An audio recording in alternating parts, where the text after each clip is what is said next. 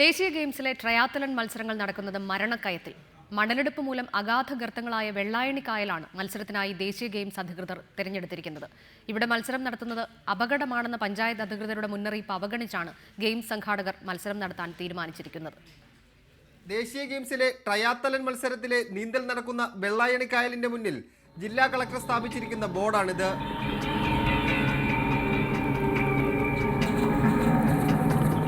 750 metre വീതം മുമ്പോട്ടും തിരിച്ചും നീന്തി 1500 മീറ്റർ പൂർത്തിയാക്കിയ ശേഷം അത്ലറ്റുകൾ അടുത്ത ഇനമായ സൈക്ലിംഗ് ആരംഭിക്കുന്നതാണ് ട്രയാത്തലൺ മത്സരം.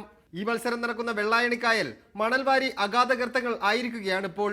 ഇവിടെ മത്സരം നടത്തുന്നതിന്റെ അപകടം വെള്ളായണി കായൽ സ്ഥിതി ചെയ്യുന്ന കല്ലിയൂർ പഞ്ചായത്തിന്റെ പ്രസിഡന്റ് ദേശീയ ഗെയിംസ് അധികൃതരെ അറിയിച്ചിരുന്നു. കായൽ അപകടകരമാണ്. കായലിൽ വൻ മണൽ കോരിയ വൻ കുഴികൾ കായലിലുണ്ട്. നിരവധി ആളുകൾ 10-35ഓളം പേര് ഈ വെള്ളായണി കായലിൽ ഈ മണൽക്കുഴികളിൽ അകപ്പെട്ട് മരണപ്പെട്ടു പോയിട്ടുണ്ട്. ചെറിയ കുട്ടികൾ മുതൽ നേവിയിലെ ഒരു മുങ്ങൽ വിദഗ്ധൻ വരെ ഈ മണൽക്കുഴിയിൽ അകപ്പെട്ട് മരിച്ചു പോയിട്ടുണ്ട്. നേരത്തെ പറഞ്ഞ കാര്യങ്ങൾ വീണ്ടും പറഞ്ഞപ്പോൾ അവർ പറഞ്ഞത് വരുന്നവരെല്ലാം വലിയ വിദഗ്ധരായ നീന്തൽ വിദഗ്ധന്മാരാണ്, അതുകൊണ്ട് ഇത്തരം കുഴികളൊന്നും അവർക്ക് വിഷയമല്ല എന്ന് ഇതിൻ്റെ സംഘാടകരായ എക്സ്പെർട്ടായ ആളുകൾ പറഞ്ഞു. ഇത്രയും വിചിത്രമായ മറുപടിയാണ് ദേശീയ ഗെയിംസ് അധികൃതരിൽ നിന്നും പഞ്ചായത്ത് അധികൃതർക്ക് ലഭിച്ചത്. മണലൂറ്റി ഉണ്ടായ കയങ്ങളിൽപ്പെട്ട് നിരവധി ജീവനുകൾ പൊലിഞ്ഞുപോയിട്ടും ഇവിടെ തന്നെ ദേശീയ ഗെയിംസ് നടത്താൻ തീരുമാനിച്ചിരിക്കുന്ന അധികൃതരുടെ നടപടി അത്ഭുതപ്പെടുത്തുന്നതാണ്.